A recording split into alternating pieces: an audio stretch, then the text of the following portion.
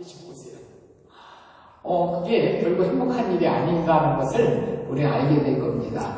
일하는 게 행복한 거고요. 교회 오는 게 진짜 행복한 일이에요. 여러분들도 그래서 교회 못 올 날이 올 거예요. 병원에 진짜 누워있을 날이 있으실 거예요. 근데 그런 날이 이제 아주 짧게만 끝나야죠. 길게 병원에 있다가 우리가 천국 가면 안 되잖아요. 그래서 우리 귀한 우리 성도님들은 건강하게 우리가 9988하게 99세까지 팔팔하게 계시다가 우리가 하나님 만나기를 축복합니다. 예, 오늘 말씀의 제목은 연결되고 결합되어야 될 교회라는 말씀인데요. 우리가 코로나19가 쉽사리 우리가 끝나지 않고 있습니다. 어제는 이제 그저께죠. 우리가 미국의 트럼프 대통령도 확진되어서 군병원에 갔다는 소식이 들려오고 있습니다. 이렇게 코로나19가 이제 계속되면서 새로운 신조어가 많이 생겨났어요. 새로운 말들이 생겨났는데 그 중에 하나가 위드 코로나라는 말이 있습니다. 그래서 일상이 되어버린 코로나와 함께 살아가자는 겁니다. 마치 이제 암에 걸린 사람들이요, 암과 함께 살아가는 거예요. 그래서 암을 무서워하기보다는 그냥 늘 옆에 있는 친구는 아니지만 친구처럼 함께 살아가는 존재입니다. 그래서 그냥 쿨하게 인정하고 평범한 일상을 살아가자는 의미로 위드 코로나라는 말이 생겼고요. 또 한 가지 단어가 어떤 단어가 있냐면 new normal이라는 단어가 생겼습니다. 이 new normal이라는 단어는 과거를 반성하고 새로운 질서를 모색하는 시점에 그러니까 새로운 뭔가 큰 변화가 일어났을 때 이 new normal이라는 그런 단어가 등장했는데요. 이 말의 뜻은 뭐냐면 시대 변화에 따라서 새롭게 구상하는 그러한 표준을 말합니다. 그러니까 변화가 급격하기 때문에 그 새로운 변화에 맞추고 있는 새로운 그러한 기준, 표준 등을 우리가 new normal이라고 하는데요. 이 말은 2007년에 이제 우리가 IMF 우리나라도 이제 왔었는데 2007년, 2008년도에 세계적인 금융 위기가 이제 왔습니다. 그래서 새로운 경제 질서에 맞춰서 이제 새로운 기준이 제시되고요. 새로운 원칙이 등장했습니다. 그래서 새로운 원칙과 질서가 등장하기 위해서는 기존에 있는 것들이 없어져야 되는 거죠. 그래서 그러한 시대적인 변화와 그러한 질서에 맞춰 새로운 기준과 표준이 생긴 것을 우리는 new normal이다 이렇게 얘기를 합니다. 그러면 우리는 이렇게 코로나 시대를 살아가면서 새로운 질서에 맞춰서 새로운 표준을 우리가 모색하는 것, 그렇게 변화에 발맞춰 나가는 것은 자연스러운 현상이기도 합니다. 그러면서 코로나와 함께 우리가 어떻게 힘을 합쳐서 이것을 이겨낼 수 있을까 고민해 보는 겁니다. 그것은 자연스럽고 또 그렇게 돼야 되는 겁니다. 그러면 여기서 우리는 또 그런 의문점이 들죠. 그러면 교회도 역시 새로운 질서와 변화가 필요할까라고 하는 부분이죠. 당연히 교회 안에서도 변화가 일어나야 됩니다. 또 새로운 질서에 발맞춰서 나갈 필요가 분명히 있습니다. 정부에서도 사회적 거리두기를 실시했고요. 제가 지지난주에 얘기했지만 특별히 교회 안에서 강력한 규제를 펼치고 있습니다. 사회적 거리두기 2단계가 발생하면서 3주 전에는 이제 전에서부터는 수도권에서는 아예 비대면 예배만 드려라 이렇게 얘기를 했었고요. 최근에 조금 완화가 됐습니다. 비대면 영상 예배는 원칙으로 드리되 300석 이상 규모의 그러한 교회에서는 20명만 예배 드리는 거예요. 그래서 교계에서 건의를 해갖고 20명에서 50명으로 늘어났을 뿐입니다. 이렇게 교회 모습도 달라지고 있습니다. 근데 이제 이렇게 영상을 통해서 예배 드리면서 교인들의 신앙의 상태도 분명히 달라지고 있다는 얘기예요. 그럼 우리가 여기서 이제 우리 스스로도 한번 점검해 봐야 될 필요가 있어요.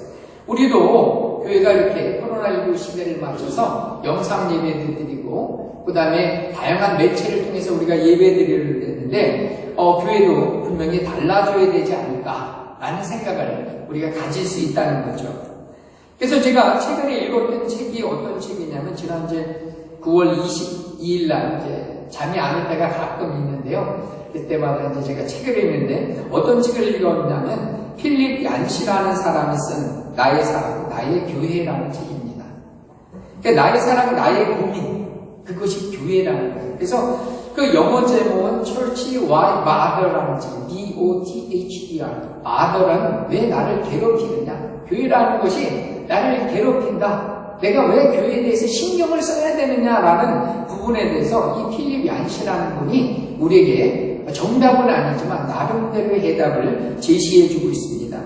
그러면서 이 책 속에서는 그렇게 얘기하고 있습니다. 많은 젊은이들이 그렇게 생각하고 있다는 거죠. 굳이 교회 구성원이 될 필요가 있는가? 교회에 굳이 갈 필요가 있는가라는 그런 이제 질문을 던지고 이 필립 얀시가 그 부분에 대해서 이제 대답을 하는 겁니다. 그래서 계속 얘기하지만 이렇게 코로나 시대를 살아가면서 정부에서도 비대면 예배 드려라. 그리고 많은 글에서 보니까 교회에서도 영상 예배로 우리가 예배를 드리고 있습니다. 그래서 우리 스스로도 그렇게 생각할 수도 있어요. 굳이 영상 예배 드리면 되지. 왜 굳이 교회에 꼭 가야 되느냐? 주중 예배도 우리가 인터넷 매체라든지 TV에든지 계속 방송을 통해서 설교 방송이 나오기 때문에 주일날 안 해도 되지 않냐? 우리가 안식교인들처럼 토요일날 예배 드려도 되고 금요일날 그럴 때 예배 드려야 되는가? 드려야 되지 않는가라는 그런 우리 스스로에 대한 질문을 던질 수도 있고 때로는 그게 조금 더 편할 수 있다라고 우리도 생각할 수도 있다는 얘기죠.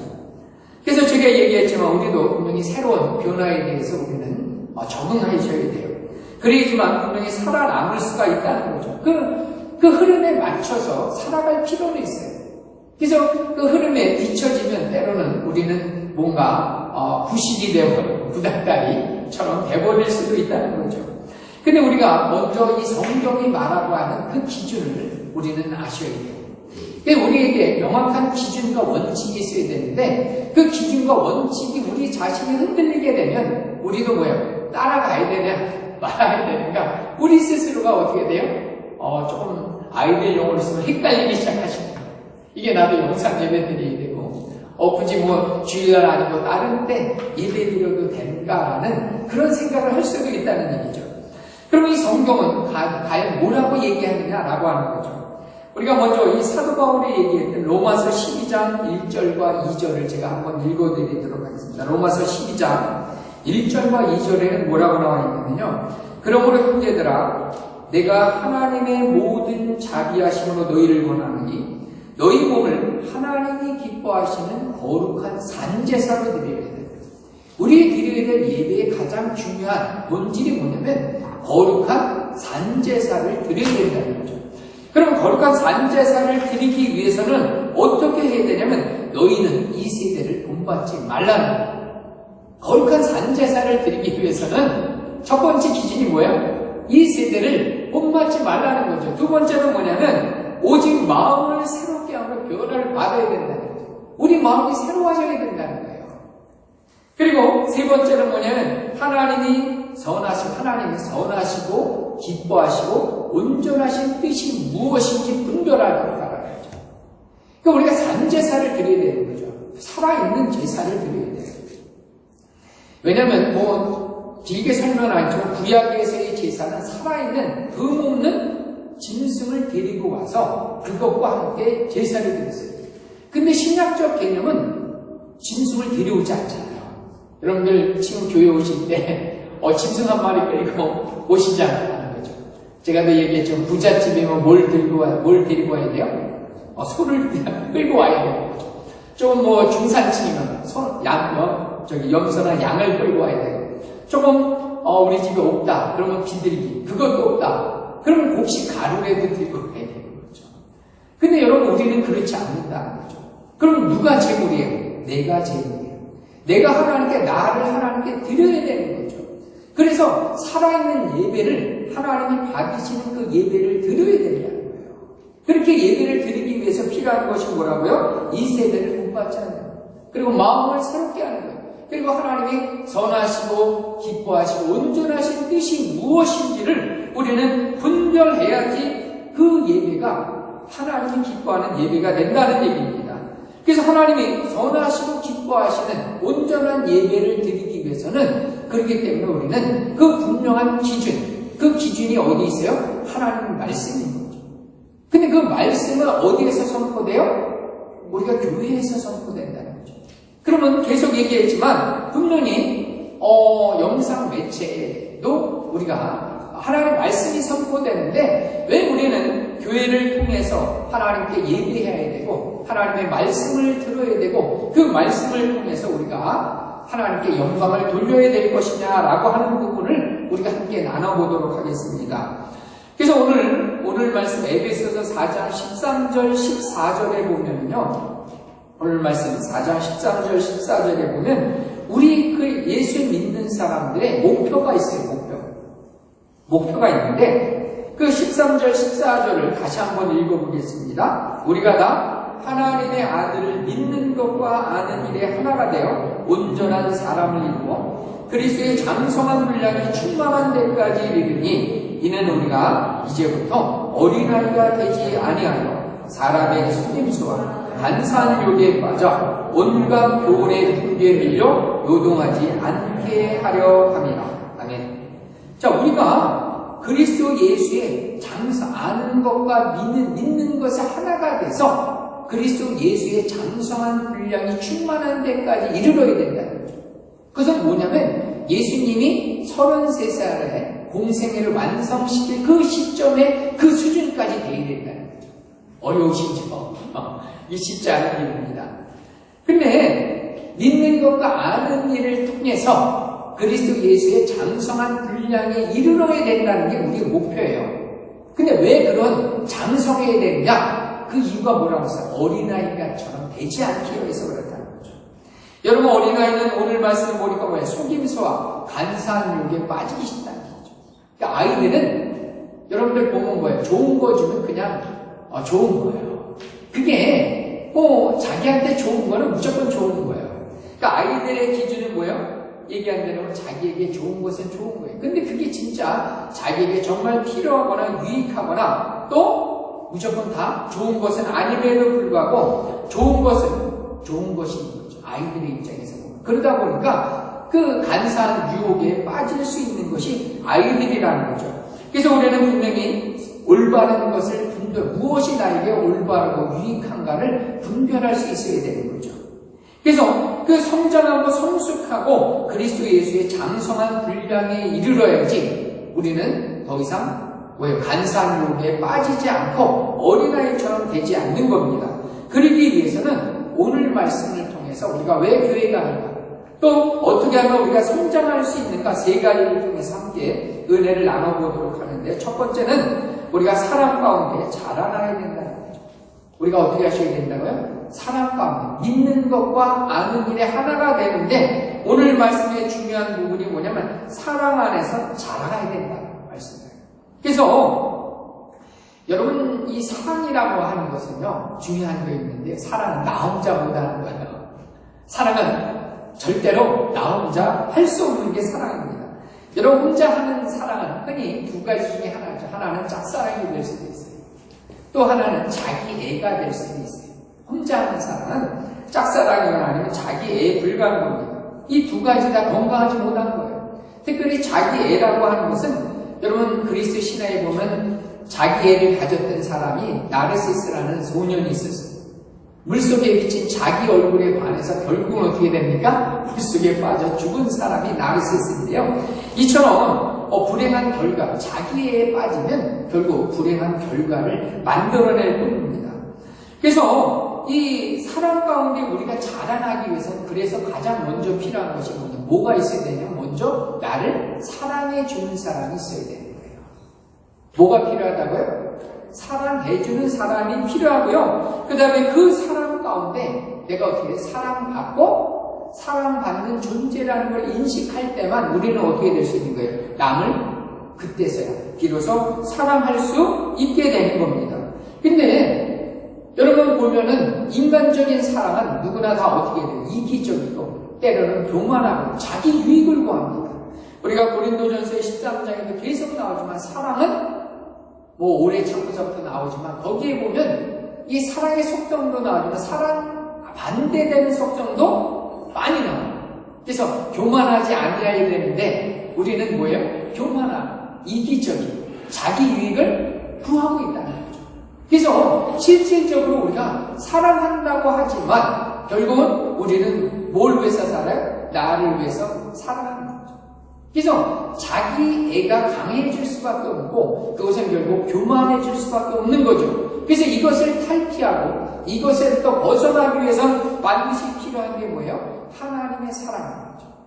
하나님이 나를 무조건적으로 사랑하는 거예요. 그래서 예수를 통한 우리에게 사랑을 알게 해주고 우리가 그 예수님의 사랑을 배워야지만 우리가 비로소 나의 이 이기적인 사랑에서 우리는 이타적인 남을 향한 사랑으로 우리가 바뀌어질 수 있는 거죠. 그러니까 여러분들도 우리가 우리 자신의 모습을 보면 너무나 잘 알 수 있는 거죠. 내가 교회에 오기 전에 예수님 만나기 전에 나의 모습과 만난 이후에 나의 삶은 너무나 달라진 거죠. 여러분 저도 가끔가다 그런 생각을 해보잖아요. 내가 교회 안 왔으면 어떤 삶을 살았을까라는 거죠. 우리도 누구나 마찬가지 질문을 그렇게 던질 수가 있는 거죠. 그나마 내가 교회에 와서 특별히 예수를 믿고 나서 우리가 조금 더 남에 대해서 사랑할 수 있고 좀 더 이웃을 돌아보게 되었고 그 다음에 우리 가운데 하나님의 긍휼과 은혜와 그 사랑이 공급됐기 때문에 그 사랑 때문에 우리가 남을 사랑할 수 있게 되는 거죠. 그래서 우리가 분명히 알아야 될 것은 그 사랑을 어디서 배우게 됩니까? 교회를 통해서 우리는 배울 수 있다는 거죠. 그래서 세상 사람들은 교회를 요즘 비방하고 또 욕할 수 있습니다. 그러나 우리가 분명히 알아야 될 것은 교회는 세상의 집단도 아니고요, 조직도 아닙니다. 교회는 그리스도 예수의 몸이 되고요. 그 다음에 그리스도 예수의 사랑 가운데 세워진 왜 하나님이 이 교회를 세우셨냐면 하나님의 사랑이 교회를 통해서 흘러넘치게 하는 거예요. 얘기했지만 사람은 도대체 사랑할 수 없어요. 물론 교회도 불완전한 거예요. 연약한 겁니다. 때로는 우리가 교회 안에서 인간의 그러한 냄새나는 또 인간의 죄악이 흘러넘쳐요. 왜냐하면 불완전한 인간들이 모여있는 곳이 교회이기 때문에. 그럼에도 불구하고 우리가 이 시대에 왜 교회가 소망이 되게 되면 그 안에 누가 있는 거예요? 인간은 연약하고 여전히 죄 가운데 있지만 여전히 하나님은 교회를 붙들고 계세요. 아멘이시죠? 여전히 교회를 사랑하고 계세요. 그리고 여전히 교회를 통한 세상의 구원을 교회를 통해서 이루시고자 하는 하나님의 그 뜻이 그 교회 안에 있다는 거죠. 그래서 우리가 사랑하기 위해서 진정으로 우리에게 사랑이 회복되기 위해서는 결국 교회를 통해서 하나님이 우리에게 베푸신 그 은혜와 사랑을 만나야 되는 거죠. 세상 가운데는 그것을 줄 수 있는 것이 없다는 거죠. 골로새서 2장 3절에도 보면 그 안은 어디예요? 그리스도 예수 안에. 교회 안에 모든 지혜와 지식의 모든 보화가 교회 안에 담겨져 있는 겁니다. 그래서 우리는 반드시 그리스도의 몸된 교회를 통해서 하나님이 주신 그 지혜와 지식과 그 사랑과 모든 보화를 우리가 만나야 되고 그것을 누리는 것을 알 수 있게 된다는 얘기입니다. 그래서 우리는 여전히 부족할 수 있어요. 여전히 죄 가운데 있어요. 그럼에도 불구하고 우리는 교회에 나오는 겁니다. 왜 나오게 되는 거예요? 교회를 통해서 하나님의 사랑을 알게 되는 거예요. 깨닫게 되는 거예요. 그리고 그것을 배우게 되는 거예요. 그리고 그 은혜로 교회를 통해서 그 은혜를 우리가 부어줬을 때 그 사랑 가운데 우리가 이제 뭡니까? 세상 가운데 나가서 이웃을 사랑할 수 있게 되는 겁니다. 그래서 우리가 첫 번째로 기억해야 될 것은 뭐예요? 우리가 그리스도 예수의 사랑을 교회를 통해서 배우게 되고 교회를 통해서 우리가 성장할 수 있게 된다는 겁니다. 두 번째는 말씀 가운데 자라나야 된다는 겁니다. 여러분 교회의 본질적인 사명은 예배드리는 겁니다. 여러분 예배의 핵심은 하나님의 말씀의 선포예요. 지금도 마찬가지죠. 예배할 때 가장 중요한 것은 찬양도 있고 기도도 있습니다. 그러나 가장 중요한 건 하나님의 말씀의 선포입니다. 말씀의 가르침을 받는 공동체입니다. 그리고 우리는 그 말씀을 통해서 우리는 성장하는 거예요. 그 말씀은 베드로전서 2장 2절에 뭐라고 하냐면 갓난 아이들과 같이 순전하고 신령한 젖을 사모하고 말씀을 뭐라고 표현했어요? 젖으로 표현하고 있다는 거죠. 이는 그로 말미암아 너희로 구원에 이르도록 자라게 함이니라. 그래서 말씀을 먹고 우리가 어린아이가 젖을 먹고 성장하는 것처럼 하나님의 말씀을 꼴을 먹으면서 우리가 성장하게 되고요. 구원에 이르도록 자라게 된다는 거죠. 그래서 반드시 하나님의 말씀을 교회를 통해서 들어야 되는 겁니다. 또한 하나님의 말씀은 히브리서 4장 12절에 보면 하나님의 말씀이 뭐라고 기록되냐면 하나님의 말씀은 살아있고 활력이 있어 좌우의 날선 어떤 검보다도 예리하여 혼과 연과 및 관절과 골수를 찔러 쪼개기까지 하는 또 마음의 생각과 뜻을 감찰, 판단해 주는 게 하나님의 말씀이라는 거죠. 그래서 아까 얘기했지만 로마서 12장 이 세대를 본받지 않기 위해서 어린아이처럼 간사함과 속임수에 빠지지 않기 위해서 우리가 성장해야 되는데 여러분 성장했다는 건 뭐라고 그랬어요? 제가 어른이 됐다는 건 책임을 갖는 것도 되지만 분별할 수 있는 거예요. 무엇이 옳고 무엇을 하지 말아야 될 것을 분별할 수 있는 것인데 그 분별을 갖기 위해서 뭐가 필요한 겁니까? 하나님의 말씀이 같이. 아멘이시죠. 그래서 그 예리하기 때문에 우리에게 죄악도 쪼개기까지 하지만 판단할 수 있는 근거가 되는 것. 무엇이 하나님의 뜻인가 아닌가 순간을 우리에게 말씀해 주는 것이 하나님의 말씀이라는 거죠. 그래서 우리는 교회에 와서 하나님의 말씀을 들어야 되는데 여러분 얘기했지만 혹자는 그렇게 얘기할 수도 있다는 거예요. 인터넷으로도 영상으로도 하나님의 말씀을 들을 수 있다고 그렇게 얘기하는 거예요. 맞아요. 그러나 중요한 게 있어요. 뭐가 달라요? 마음과 태도가 다른 겁니다. 마음과 태도가 다른 거예요. 여러분 우리가 아는 것은요. 교회에서 분명히 교회 안에 하나님이 계시는 거예요. 그 여러분들이 드리는 그 가정 안에도 하나님이 계세요. 그럼 여러분들 아이처럼 질문을 던져보겠습니다. TV 속에도 하나님이 계실까요? 인터넷 속에도 계실까요? 계세요.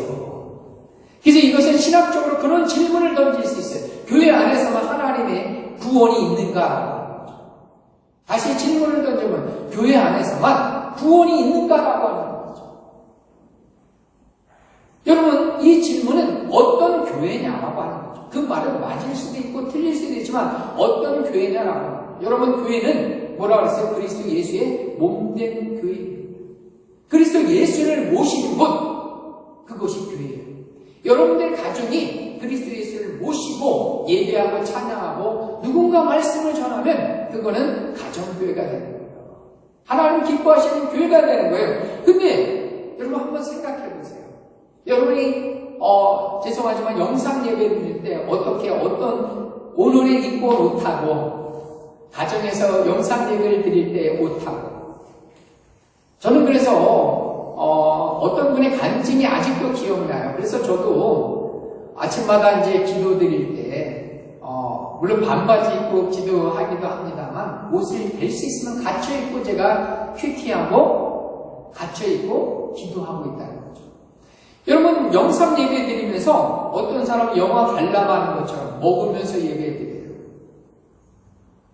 여러분 제가 아까도 얘기했지만 장소의 문제이기도 하지만 더 중요한 건 뭐예요? 아까도 얘기했지만 로마서 12장 1절에 가장 중요한 본질이 뭐랬어요? 하나님이 기뻐하시는 거룩한 산제사로 드리는 거예요. 거룩한 산제사로 드리기 위해서는 우리의 마음과 태도에 그게 정말 중요한 거예요. 그래서 우리가 어떤 태도로 하나님께 나아가느냐라고 하는 거죠. 그리고 하나님의 말씀을 받고 있느냐. 그렇기 때문에 우리는 뭐 하셔야 돼요? 우리는 연약하기 때문에. 그래서 교회에 나오신 거예요. 그래서 교회에 나오셔서 우리가 하나님의 말씀을 우리가 집중해서 우리 마음을 바꾸고 하나님께 집중해서 그 하나님의 말씀을 듣고 그 말씀의 가르침을 받게 되는 겁니다. 그래서 여러분 또 중요한 게 뭐냐면 함께 교회에 와서 예배 드릴 때 그때 역사가 일어나요. 성경의 모든 역사는 어디에서 일어났어요? 성전에 모여서 함께 마음을 다해서 기도하고 하나님의 말씀을 들을 때 역사가 일어난다는 거예요. 물론 여러분들의 가정 안에서 기도할 때 역사가 일어날 수 있어요. 그러나 한 교회 안에서 함께 모였을 때 일어나는 역사와 비교할 수가 없습니다. 성경의 모든 역사는 죄송하지만 어디서 일어났어요? 함께 모여서 예배하는 그곳에서 일어난 줄 믿으시기를 축복합니다.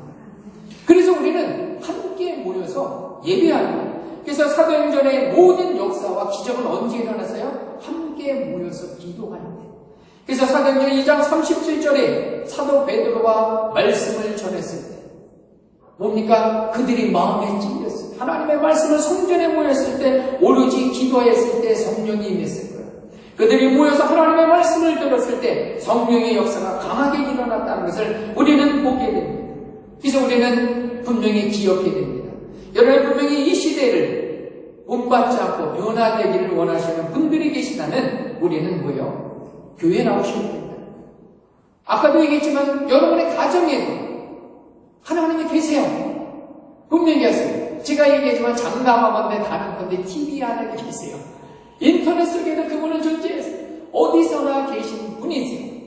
그러나 우리가 마음을 같이하여 기도할 때, 성전에 모여 기도할 때 하나님은 그 교회를 통해서 그 솔로몬이 성전을 세웠을 때 이 성전에 내 마음과 내 눈이 있게 돼.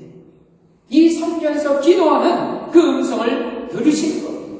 그래서 그 기도에 응답하셔서 하나님은 역사하시는 거예요. 하나님은 일하시는 거예요. 하나님은 성도를 충만케 하셔서 이 시대를 진짜 변화시키는 거예요. 우리가 변화되는 게 아니라 변화시킨 하나님의 뜻으로 변화시킨 그런 능력의 사람, 은혜의 사람들이 될 줄 믿습니다. 세 번째는 우리가 왜 교회에 와야 되느냐라는 거예요. 교회를 통해서 우리는 연결되고 결합돼서 서로를 도와줘야 된다는 거죠.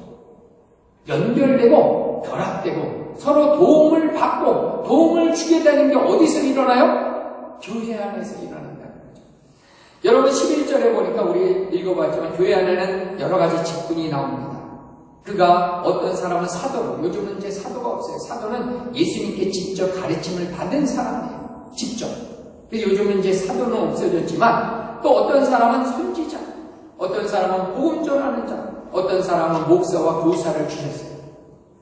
여러분 이렇게 다양한 직분을 주신 이유가 왜 그래요? 12절에 보니까 그렇게 다양한 직분을 주신 거 12절 한번 읽어볼까요? 이는 성도를 온전하게 하여 봉사의 일을 하게 하며 그리스도의 몸을 세우려 하십니다. 여러분 교회 안에는 다양한 다 목사는 어떻게 했어요? 다 가르치려고 하잖아요. 그렇잖아요. 다 교사는 가르치려고 하네요. 그래서 뭐가 필요한가요? 어떤 사람은 섬기는 자도 필요하고 청소하는 사람, 밥하는 사람, 또 찬양하는 사람, 다양한 그래서 하나님은 직분도 주셨고 다양한 은사도 주셨어요.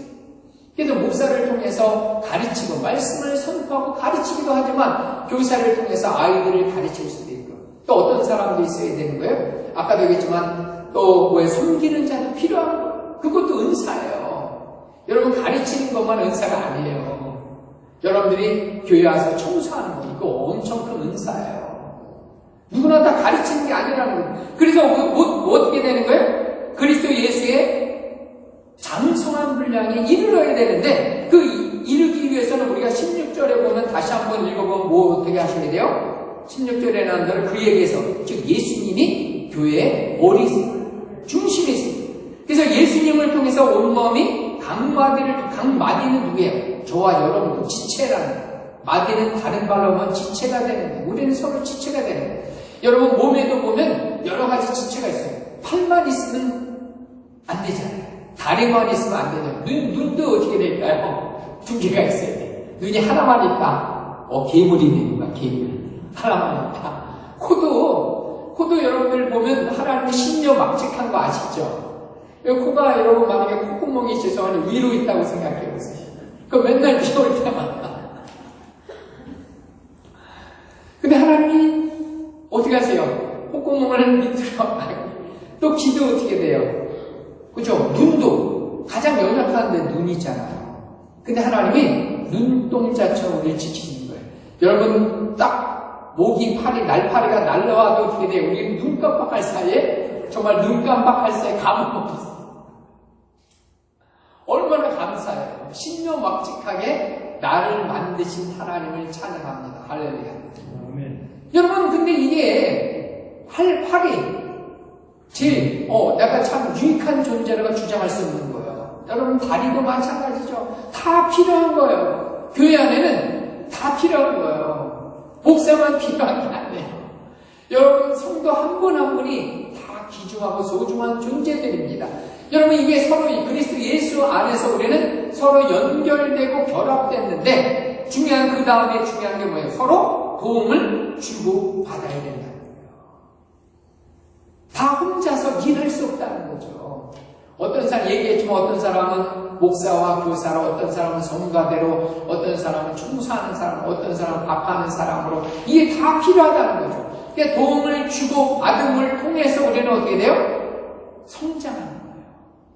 성장하는 거예요. 함께 성장하는 거예요.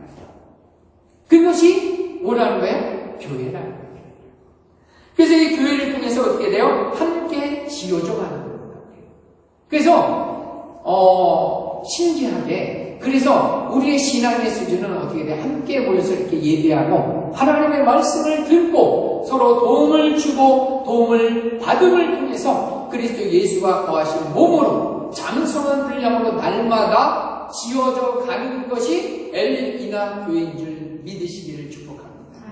이게 교회라는 거예요. 그래서 여러분, 전도서 4장 12절에 보면 한 사람은 패하가 없거니와 두 사람은 맞설 수 있나니 세 껍질은 쉽게 끊어지지 않는다라고 했어요. 그래서 우리 같이 서로 연결되어 있어야지 끊어지지 않는 거예요. 이길 수 있는 거예요. 그래서 여러분, 말세가 될 수 있도록 말세가 되면서 히브리서 10장 25절 말씀을 우리가 기억해야 됩니다. 히브리서 10장 25절에 보면 뭐라고 나오냐면, 모이기를 피하는 어떤 사람들의 습관과 같이 하지 말고, 모이기를 피하는 어떤 사람들의 습관과 같이 하지 말고 오직 그날이 가까워. 그날은 뭐야? 예수님이 다시 오실 거예요. 말세가 되고 심판의 날인 거죠. 종말의 시점이 언제인지 모르지만 가까이 다가오고 있다는 거죠. 그래서 그날이 가까움을 볼수록 더욱 그리하다. 더욱 그리 어떻게 하자는 거예요? 모이기에 힘쓰자는 거죠. 그래서 모이기에 힘쓰셔야 돼요. 그래서 이제 말씀을 맺으면서 우리는 코로나19 시대를 살아가면서 우리도 변화해야 돼요. 변화에 순응해야 돼요. 그러나 교회에서도 변화는 필요해요. 그러나 변질되어서는 안 되는 겁니다. 아멘이시죠? 우리에게 변화는 필요한 거예요. 그러나 우리가 변질되어서는 안 된다는 겁니다.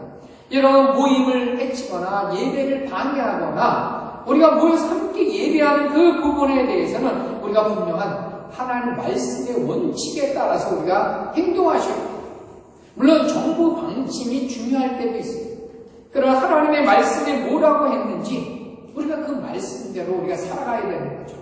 그래서 교회를 통해서 우리가 가장 중요한 건 뭐예요? 우리가 함께 모여야 되는 거죠.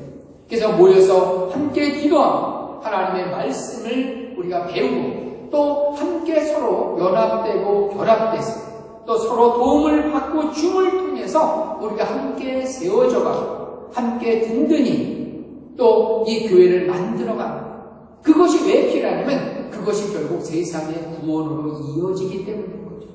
우리가 하나님의 사랑을 알고 그 말씀에 든든히 서야지 비로소 그 은혜와 그 사랑 가운데 우리가 우리의 삶이 넘쳐날 때 비로소 세상에는 그것이 뭐가 되는 거예요? 빛과 소금이 돼요.